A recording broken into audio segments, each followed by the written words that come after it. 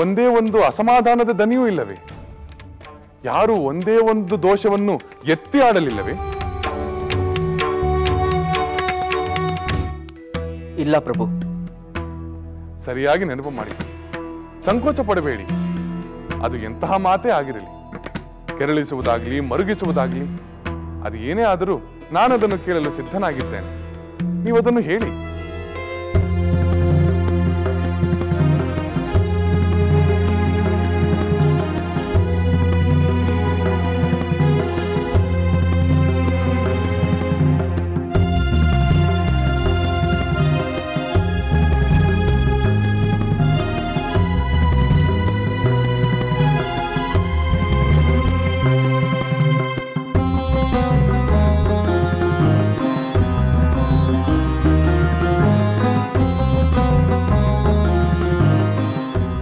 ನಾರದರೆ, ಪರಿಸ್ಥಿತಿ ಈಗ ಸಂದಿಗ್ಧವಾಗಿದೆ.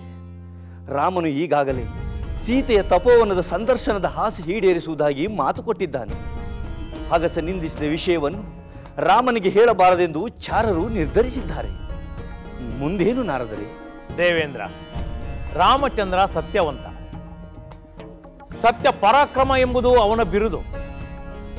ತಾನು ಸತ್ಯದಿಂದ ನಡೆದುಕೊಳ್ಳುವ ಅವನು ಬೇರೆಯವರಿಂದಲೂ ಸತ್ಯವನ್ನೇ ನಿರೀಕ್ಷಿಸುತ್ತಾನೆ. ನಾರದರೆ, ಅಂದರೆ ಅಗಸನ ವಿಷಯವನ್ನು ಗುಪ್ತಚಾರರು ಹೇಳಿಬಿಡುತ್ತಾರೆಯೇ? ಹಾಗೆ ಹೇಳಿದ್ದೇ ಆದರೆ ಶ್ರೀರಾಮನ ಮೇಲೆ ಅದು ಎಂಥ ಪರಿಣಾಮ ಉಂಟು ಮಾಡಬಹುದು? ಅದು ಸೀತಾದೇವಿಯ ಮೇಲೆ ಏನಾದರೂ ಪರಿಣಾಮ ಉಂಟು ಮಾಡಬಹುದೇ? ರಾಮಚಂದ್ರ ಕಂಡ ಅಶುಭದ ಕನಸು ನಿಜವಾಗಬಹುದು. ಇದಕ್ಕೆಲ್ಲ ನೀವೇ ಉತ್ತರ ಹೇಳಬೇಕು. ದೇವೇಂದ್ರ, ಇಷ್ಟು ಅವಸರ ಬೇಡ. ನಿಮ್ಮ ಪ್ರಶ್ನೆಗಳಿಗೆ ಉತ್ತರ ಕೊಡುವ ಮೊದಲು ಗುಪ್ತಚಾರರು ರಾಮನೊಡನೆ ಏನು ಹೇಳುತ್ತಾರೋ ಅದನ್ನು ತಿಳಿಯೋಣ. ನಾರಾಯಣ ನಾರಾಯಣ. ಪ್ರಭು, ನಿಮ್ಮ ಹೆಸರನ್ನು ಹೇಳಿದವನು ಶಿವನಾಗುತ್ತಾನೆ. ನಿಮ್ಮ ಸೇವೆಯನ್ನು ಮಾಡಿದವನು ಚತುರ್ಮುಖ ಬ್ರಹ್ಮನಾಗುತ್ತಾನೆ. ಕಾಪಾಡು ಎಂದು ಮೊರೆ ಹೊಕ್ಕವನು ಸೂರ್ಯ ಚಂದ್ರರಿರುವವರೆಗೂ ಬಾಳುತ್ತಾನೆ. ಅವನ ಐಶ್ವರ್ಯ ವೈಭವಗಳಿಂದ ಇಂದ್ರ ಪದವಿಯನ್ನು ಮೀರಿದವನಾಗುತ್ತಾನೆ. ಸೂರ್ಯನನ್ನು ಸ್ವಲ್ಪ ಹೊತ್ತು ಕಾವಳ ಮುಸುಕಿದರೇನಂತೆ. ಚಾರ, ನಿನ್ನ ಮಾತಿನಲ್ಲಿ ಏನೋ ಕಟಕಿ ಇದೆ. ಸೂರ್ಯನನ್ನು ಕಾವಳುವ ಮುಸುಕಿದರೇನು ಎಂಬುದಕ್ಕೆ ಅರ್ಥವೇನು? ನನ್ನ ಅರಸುತನದಲ್ಲಿ ಏನೋ ಕೊರತೆ ಇದೆ ಎಂದು ಅರ್ಥವೇ? ಪ್ರಭು, ನೀವು ಪುಣ್ಯ ಸ್ವರೂಪರೆಂಬುದನ್ನು ಕಲ್ಲಾದ ಅಹಲ್ಯೆ ಎಣ್ಣಾದ ಪ್ರಸಂಗವೇ ಹೇಳುತ್ತದೆ. ಅಜ್ಞಾನಿಗಳು ಮಾಡಿದ ನಿಂದೆಯನ್ನು ಹೇಳುವುದೇಕೆ ಕೇಳುವುದೇಕೆ? ಅಜ್ಞಾನಿಗಳೋ ಜ್ಞಾನಿಗಳು, ನಿಂದೆ ನಿಂದೆಯೇ. ನೀವದನ್ನು ಹೇಳಲೇಬೇಕು, ನಾನದನ್ನು ಕೇಳಲೇಬೇಕು. ಬಟ್ಟೆ ತೊಳೆಯುವ ಅಗಸ ನಿಮ್ಮ ಸದ್ಗುಣ ಮತ್ತು ಸತ್ಕೀರ್ತಿಯ ಮಹಿಮೆಯನ್ನೇನು ಬಲ್ಲ? ಪ್ರಭು, ಒಬ್ಬ ಅಗಸನ ಹೆಂಡತಿ ತನ್ನ ಗಂಡನ ನಿರಾಕರಣೆಯ ನಂತರವೂ ತವರಿಗೆ ಹೋಗಿ ಬಂದಳು. ಅವಳು ಹಿಂತಿರುಗಿ ಬಂದು ಕ್ಷಮೆ ಕೇಳಿ ಗೋಳಾಡಿದರೂ ಅವನ ಮನಸ್ಸು ಕರಗಲಿಲ್ಲ. ಪರಾಶಯದಲ್ಲಿದ್ದು ಬಂದ ಹೆಂಡತಿಯನ್ನು ಮತ್ತೆ ಸ್ವೀಕರಿಸಲು ನಾನು ರಾಮಚಂದ್ರನಲ್ಲ ಎಂದ. ನನಗೆ ಕೋಪ ಬಂತು. ಮಂತ್ರದಿಂದ ಪವಿತ್ರವಾದ ಜಲವನ್ನು ಕಾಗೆ ಮೈಲಿಗೆ ಮಾಡಲು ಸಾಧ್ಯವೇ ಎಂದುಕೊಂಡೆ.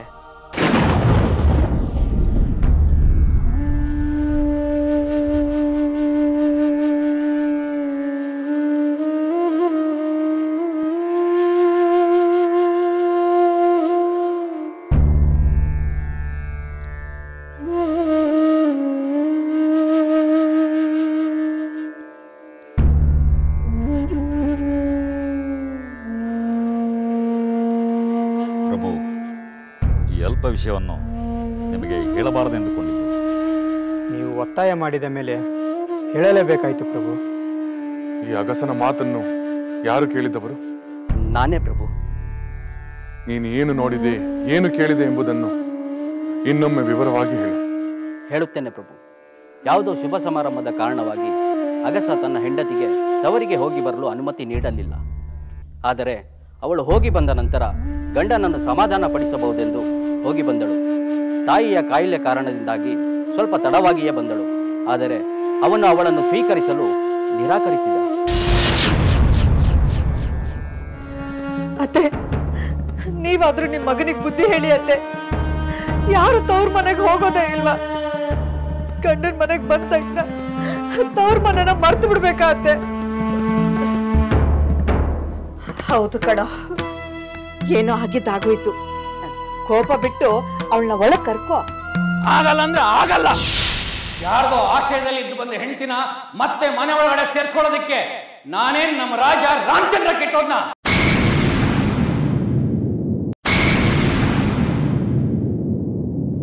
ಆ ಕ್ಷಣ ಅವನನ್ನು ಸೀಳಿ ಹಾಕಬೇಕೆಂದೆನಿಸಿತು. ಆದರೆ ತಮ್ಮ ಆಜ್ಞೆ ನೆನಪಾಗಿ ಸುಮ್ಮನಾದೆ. ಇಷ್ಟು ನಡೆದ ವಿಷಯ ಇನ್ನು ಪ್ರಭುಚಿತ್ತ.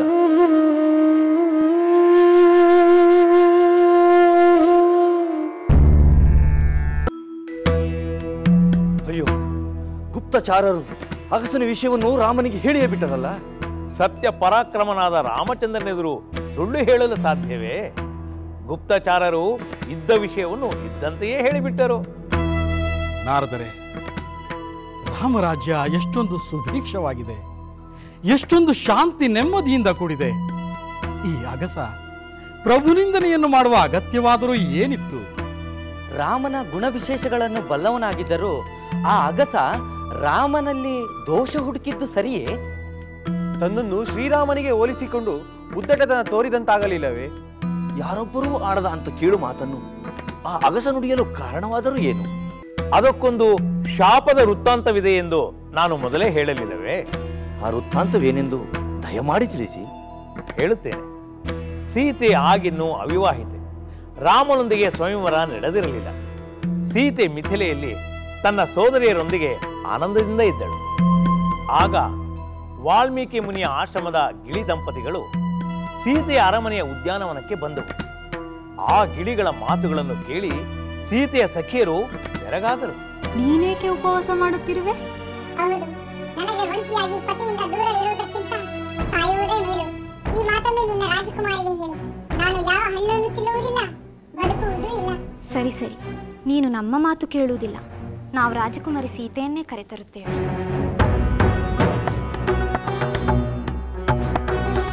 ಎಲೆ ಸೀತೆ, ಗಿಳಿಯಾದ ನನ್ನನ್ನು ನನ್ನ ಗಂಡನಿಂದ ದೂರ ಮಾಡಿದಂತೆ ನೀನು ಗರ್ಭಿಣಿಯಾದಾಗ ನಿನ್ನ ಗಂಡನಿಂದ ದೂರವಿರುವಂತಾಗಲಿ. ದೇವೇಂದ್ರ, ಹೀಗೆ ಸೀತೆ ತನ್ನ ಬಾಲ್ಯದಲ್ಲಿ ಹೆಣ್ಣು ಗಿಳಿ ಗರ್ಭಿಣಿಯಾಗಿದ್ದರೂ ಅದನ್ನು ಲೆಕ್ಕಿಸದೆ ತನ್ನ ಬಳಿಯೇ ಇರಿಸಿಕೊಳ್ಳುವ ಪ್ರಯತ್ನ ಮಾಡಿದಳು. ಆಗ ಹೆಣ್ಣು ಗಿಳಿ ತನ್ನ ಪತಿ ಅಗಲಿಕೆಯನ್ನು ಸಹಿಸಿಕೊಳ್ಳಲಾಗದೆ ತನ್ನಂತೆಯೇ ಸೀತೆಗೂ ಪತಿ ಅಗಲಿಕೆ ಉಂಟಾಗಲಿ ಎಂದು ಶಾಪ ಕೊಟ್ಟು ಪ್ರಾಣ ಬಿಟ್ಟಿತು. ಸತಿಯ ಅಗಲಿಕೆಯಿಂದ ನೊಂದ ಗಂಡು ಗಿಳಿ ತನ್ನಂತೆಯೇ ಗರ್ಭಿಣಿ ಸತಿಯಿಂದ ರಾಮನಿಗೆ ವಿಯೋಗ ಉಂಟಾಗಲಿ ಎಂದು ಶಾಪ ಕೊಟ್ಟು ಪ್ರಾಣ ಬಿಟ್ಟಿತು. ಆ ಗಂಡು ಗಿಳಿಯೇ ಅಗಸನಾಗಿ ಹುಟ್ಟಿ ಸೀತಾರಾಮನ ವಿಯೋಗಕ್ಕೆ ಕಾರಣವಾಗುತ್ತಿದೆ. ಅಂದರೆ ಅಗಸನ ಮಾತಿನಿಂದ ಸೀತಾರಾಮರ ವಿಯೋಗ ಉಂಟಾಗುವುದೇ ಮುನೀಂದ್ರ? ದೇವೇಂದ್ರ, ರಾಮಚಂದ್ರ ಧರ್ಮ ಪರಿಪಾಲನೆಗಾಗಿ ಯಾರನ್ನು ಬೇಕಾದರೂ ತ್ಯಜಿಸಬಲ್ಲ. ಅಗಸನಾದರೂ ಅವನ ಮಾತಿಗೆ ಮನ್ನಣೆ ನೀಡಿದರೆ ಅಚ್ಚರಿಯೇನಲ್ಲ. ಅಲ್ಪತನದಿಂದ ಅಗಸನೊಬ್ಬ ಆಡಿದ ಮಾತು ಇಡೀ ಪ್ರಜೆಗಳ ಅಭಿಪ್ರಾಯವಾಗಲು ಹೇಗೆ ಸಾಧ್ಯ?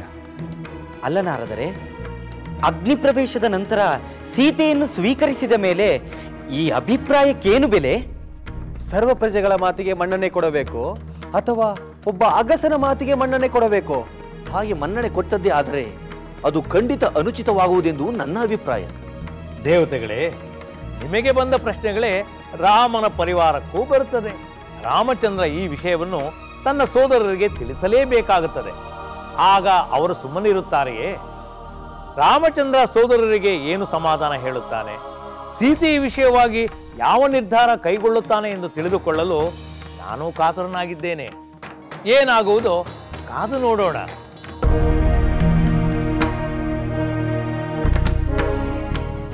ರಾಮನಲ್ಲಿ ದೋಷವಿದೆ. ಯುದ್ಧದಲ್ಲಿ ರಾವಣನನ್ನು ಕೊಂದು ಸೀತೆಯನ್ನು ಅರಮನೆಗೆ ಕರೆತಂದ. ಆದರೆ ಅವಳ ಬಗ್ಗೆ ಅವನಿಗೆ ಕೋಪ ಸಂದೇಹಗಳು ಉಂಟಾಗಲೇ ಇಲ್ಲ. ಸೀತೆಯೊಂದಿಗೆ ರಾಮ ಹೇಗೆ ನಿರಾಳವಾಗಿ ಸಮಾಗಮ ಮಾಡುತ್ತಾನೆ? ರಾವಣನು ಸೀತೆಯನ್ನು ಮುಟ್ಟಿ ಎಳೆದುಕೊಂಡು ಹೋದ. ಅವಳು ಹಲವು ದಿನಗಳ ಕಾಲ ರಾವಣನ ವಶದಲ್ಲೇ ಇದ್ದಳು. ಅಂತ ಹೆಂಡತಿಯನ್ನು ರಾಮ ಏಕೆ ನಿಂದಿಸಲಿಲ್ಲ? ಯಥಾ ರಾಜ ತಥಾ ಪ್ರಜಾ ಅಂದ ಹಾಗೆ ನಾವು ಹಾಗೆ ನಡೆದುಕೊಳ್ಳಬೇಕಲ್ಲವೇ? ರಾಜನೇ ಹೀಗಾದರೆ ನಮ್ಮ ಹೆಂಡತಿಯರನ್ನು ನೀತಿವಂತರಾಗಿರುವಂತೆ ಕಟ್ಟು ಮಾಡುವುದು ಹೇಗೆ ಸಾಧ್ಯ? ಧರ್ಮಾತ್ಮ, ನೀತಿವಂತನೆಂದುಕೊಳ್ಳುವ ನಮ್ಮ ರಾಜ ರಾಮ ಹೆಂಡತಿ ಮೇಲಿನ ವ್ಯಾಮೋಹದಿಂದ ಧರ್ಮ ನೀತಿಗಳಿಗೆ ತಿಲಾಂಜಲಿ ನೀಡಿಬಿಟ್ಟ ಇತ್ಯಾದಿ ಜನ ಮಾತನಾಡಿಕೊಳ್ಳುತ್ತಿದ್ದಾರೆ ಪ್ರಭು.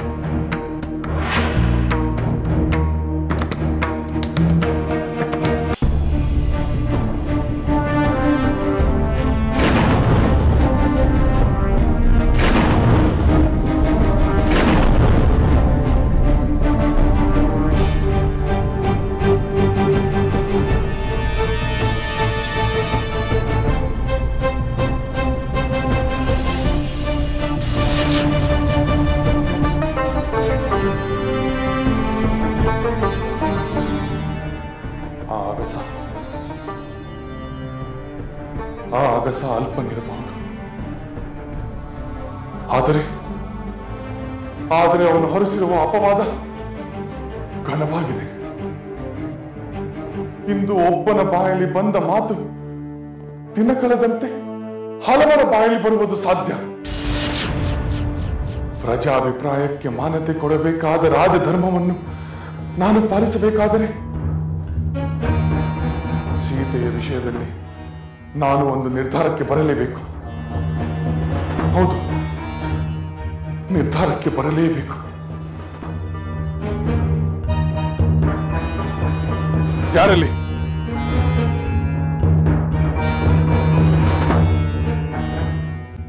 ನನ್ನ ಸೋದರ ಭರತನನ್ನು ಕೂಡಲೇ ಬರುವಂತೆ ತಿಳಿಸು. ಪಣೆ ಪ್ರಭು.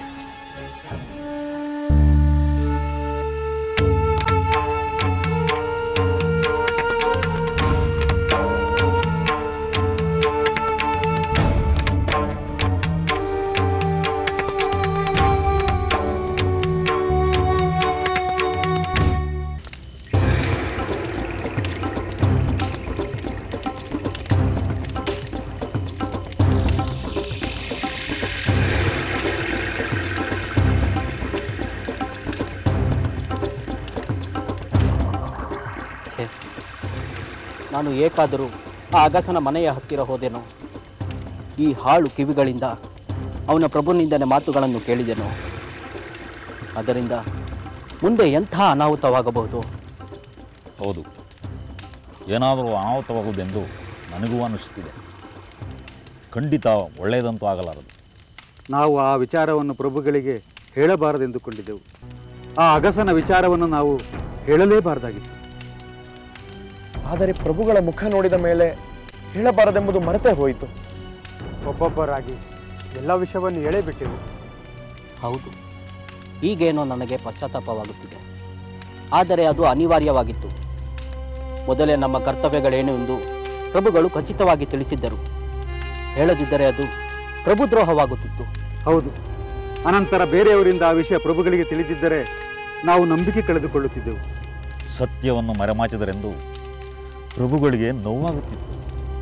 ಈಗ ಅವರಿಗೆ ಕಡಿಮೆ ನೋವಾಗಿರುತ್ತದೆಯೇ?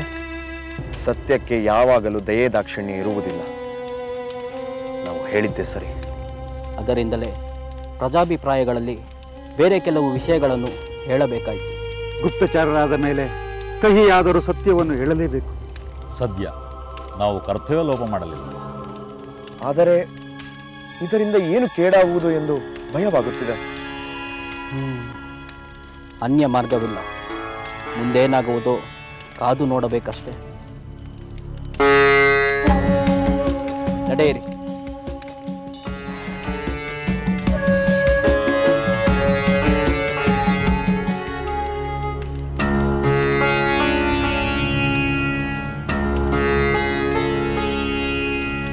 ಮಾಂಡವಿ, ನಾನು ಬಂದಾಗ ನೀನು ಇಲ್ಲಿರಲಿಲ್ಲ. ನಿನ್ನ ಸಖಿಯೊಂದಿಗೆ ಹೇಳಿ ಕಳಿಸಬೇಕಾಯಿತು. ಕ್ಷಮಿಸಿ ಸ್ವಾಮಿ, ನಾನು ಊರ್ಮಿಳೆ ಶ್ರುತಕೀರ್ತಿ ಸೀತೆಯೊಂದಿಗೆ ಮಾತನಾಡುತ್ತಿದ್ದೆವು. ಓಹೋ, ಈಗ ಎಲ್ಲ ಸೋದರಿಯರಿಗೂ ಸೀತೆಯ ಯೋಗಕ್ಷೇಮವೇ ಮುಖ್ಯವಾಗಿದೆ. ಖಂಡಿತ, ನಮಗೆಲ್ಲ ಈಗ ಅದೇ ಸಂಭ್ರಮ. ಸೀತೆಯ ಯಾವುದಾದರೂ ಬಯಕೆಯನ್ನು ಈಡೇರಿಸಬೇಕೆಂಬುದೇ ನಮ್ಮ ಆಸೆ. ಅದು ಸಹಜವೇ.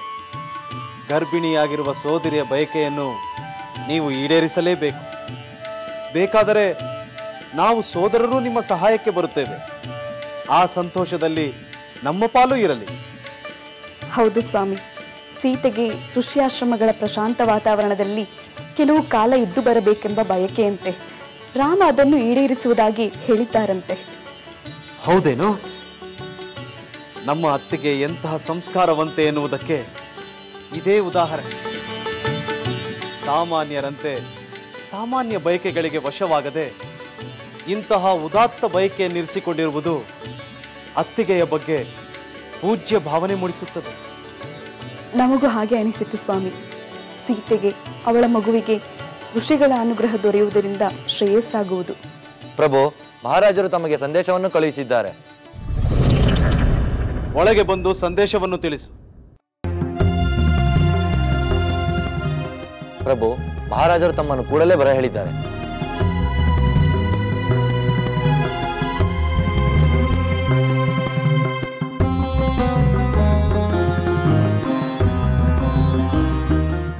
ಸರಿ, ನಾನು ಈಗಲೇ ಹೊರಡುತ್ತೇನೆ.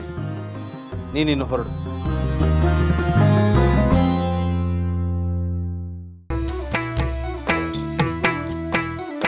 ಲಂಕೆಯಲ್ಲಿನ ದುರುಳ ದರ್ಪವು ಸೀತೆ ಸಹನೆಗೆ ಸೋತಿತು. ಅಂಕೆ ಇರದ ಅಸುರ ಕುಲವು ರಾಮ ಬಾಣಕ್ಕೆ ಅಡಗಿತು. ದೂರವಿರಲಿ ಸನಿಹವಿರಲಿ ರಾಮ ಹೃದಯ ನಿವಾಸಿನಿ. ಯುಗವು ಯುಗವು ಸಾಗಲಿ ಅಕಳಂಕ ಪ್ರೇಮ ಪ್ರಬೋಧಿನಿ. ಅಮರ ಗಾಧೆ ಧರಣಿ ಜಾತೆ ಸಾಧ್ವೆ ಸೀತೆ ಸುಚರಿತೆ. ಸಹನ ಶಕ್ತಿ ಪತಿಯ ಭಕ್ತಿ ಲೋಕಮಾನ್ಯ ವಂದಿತೆ.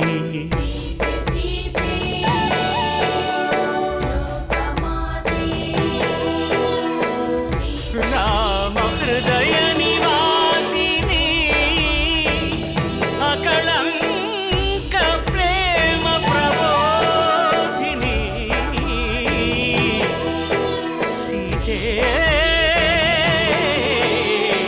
ಮಾತೆ